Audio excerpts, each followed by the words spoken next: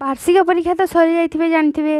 तो वार्षिक परीक्षार छुट्टी पड़वा आगर शिक्षक पिलाମାନଙ୍କୁ ପଚାରୁଛନ୍ତି ପିଲେ କୋର୍ସ ତ ସରିଗଲା ତୁମମାନଙ୍କର ଆଉ କ'ଣ ବୁଝିବାର ଅଛି ପରୀକ୍ଷା ତ ଆସିଯାଉଛି ବାର୍ଷିକ ପରୀକ୍ଷା ବି ସରିଗଲା।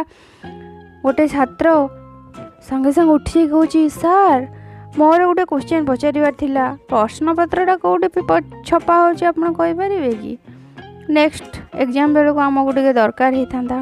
କ'ଣ କହିବ ଆଜିକାଲିକା ପିଲାଙ୍କୁ। ଚାଲନ୍ତୁ ପରୀକ୍ଷା ତ ସରିଲା ମାଆ ମାନଙ୍କର ଟେନସନ୍ ସରିଲା ପିଲାଙ୍କର ଏକ୍ଜାମ୍ ସରିଲା ପିଲା ଆସି ଘରେ ରହିଲେ ହେଲେ କ'ଣ ହେବ ମୁଣ୍ଡ ଖରାପ କରିଲେ। ସବୁବେଳେ ଆମେ 5 ମିନିଟ୍କୁ ଥରେ ଆମକୁ ଭୋକ ଲାଗୁଛି ଆମେ ଏଇଟା ଖାଇବୁ ଆମେ ସେଇଟା ଖାଇବୁ ଚଲେଇଛନ୍ତି।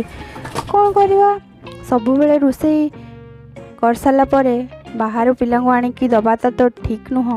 ତେଣୁ ଆଜି ଭାବିଲି ଚାଲନ୍ତୁ ପିଲାଙ୍କ ମନପସନ୍ଦର ଗୋଟିଏ आइटम बनईदेवा सेटा अंडा तरकारी बनइले पिलामाने खाइबे अधा खाइबे नहीं रखिदेबे। भाविली आज कौन इवनिंग रे पिलांको पई किछि बनइबा। संध्या बेले 4टा बेले टाइम रे पिला खेली आसला परे कौन सब बेले अरे मम्मा जोर से भोक हैला घरे कौन सब बेले बना जीवो चलो मार्केट रो किछि ना किछि नहीं आसीबा पिलांको खोइबा नहीं चलंतु पिलांको पई आज गोटे इवनिंग रो स्नैक्स बनइबा जोटा कि होछि हमर अंडा चप बनइबा। आपण प्रिपरेशन देखि जानि पारथिबे आज स्पेशल मेनूटी कौन आमर होछि आज स्पेशल मेनूटी अंडा चप। मुझे 2-4टा अंडा नहीं सिझेवाई मो सहित एमती कहीं घटे मु तो फ्रेश अंडा ए मार्केट रू नहीं आसली सिझेवाई 4टा अंडा थोइली 4टा अंडार मु चप बनइबार से गोटे ना गोटे किछि ना किछि कारण माने फाटी जाए कि तार कभर काढ़ला टाइम रे तार कभर उठी जाए मो सहित एमती ही हुए। मुझे भी किसी अंडार आइटम बनइबी से गोटे अंडा मो सहित एमती धक्का करि थाए। तो एमती 4टा अंडारे मु बनइबार थिला किंतु गोटे अंडा देखिले तो चोपा छड़िला टाइम रे तार सब कभर हटि जाइथिला।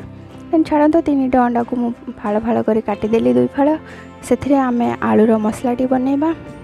ए जो जेल प्याज अदा रसुण लंका हलदी गुंड धनिया गुंड जीरा गुंडर गोटे मसलाटी आम प्रिपेयर करवा। तापर आलू को से मैश करदे आलू को छोट छोट गोल आकार अंडार फाड़ आम लगेबा। तापर बेसन रे लुण जुआणी पकई गोलेदबा से आम अंडा चप गुड़ा को गोटे गोटे कर छाणीबा। इवनिंग स्नैक रे एमती थरे बनैकी खातु।